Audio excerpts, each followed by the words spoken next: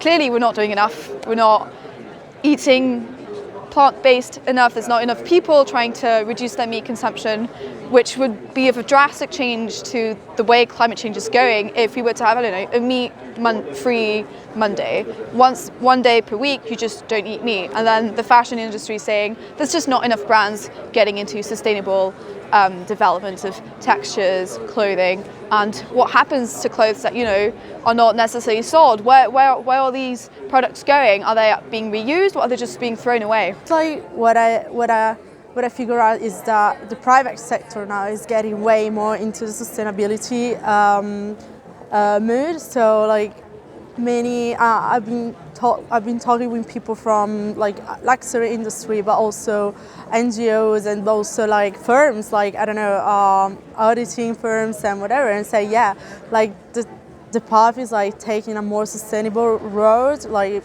and they're very excited, like what's the future is like what is gonna happen in the future, and like looking at their like optimistic perspective is some way a hope for us, like for the young generation. Say finally, like they'll say, well, there's a problem and like we need to find a solution. So that's great. At the University of Aberdeen, we are in a good spot to actually have these conversations with the senior management team and, with the institution in total to work on a feasible climate strategy that actually does something impactful. This is what democracy looks like. Show me what democracy looks like. This is what democracy looks like. Show me what democracy looks like. This is what democracy looks like. Show me what democracy looks like. This is what democracy looks like. We're the Loss and Damage Youth Coalition, and we're here in this venue, part of the COP venue, where we are trying to report the progress that the WIM Execom has done after 8 years of its establishment during the COP in Warsaw. So we are here to give grades in the categories, 5 categories of the WIM. So overall, we gave them failed because we believe that they failed to give overall progress and effort to really address loss and damage, especially to the least developing countries. We're here to demand action. We're talking to the international media so that Polish government feel pressure from all around the world. We're not a developing country. We're part of the European Union, and we have to quit coal by 2030. We need to look at the facts. We need to look at what we are emitting and not trade it, not do the creative accounting, because we don't have time for that. And it's not just, and it's not okay, and we need to change that. And it is gonna be our future. This is making history.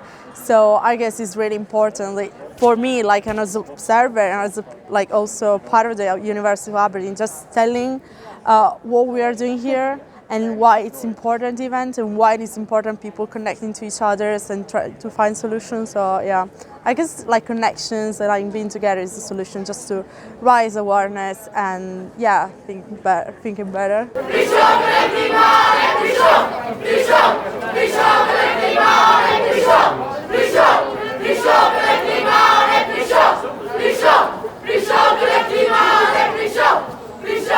So much talk, so much of blah, blah, blah, so much negotiations, and still nothing happening. There are agreements, but there's no concrete plan, there's no concrete strategy. Everyone is talking about going to 1.5 degrees.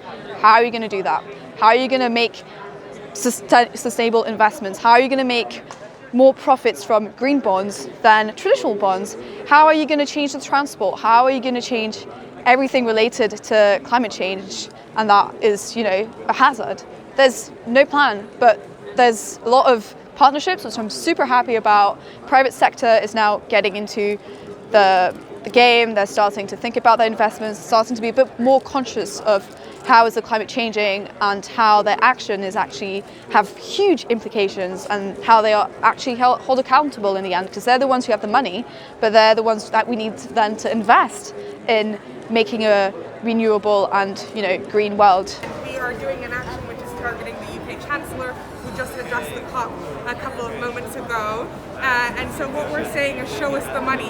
You cannot have a platform at COP26 and speak to the world unless you're doing your bit. The UK Chancellor is famous for holding back finance on climate change, both domestically and internationally. So we're saying to him, show us the money. Porque são as mesmas pessoas, as mesmas empresas, companhias que estão financiando a COP, são as mesmas que pagam pelas compensações, são as mesmas que estão tirando daqui, ganhando o direito de continuar poluindo quando pagam essas compensações.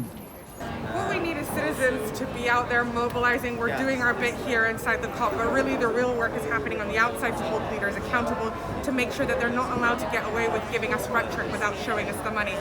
Get involved with your local community. Climate activism and making a change starts with you in your local community. You can't change the world if your community doesn't go the step forward.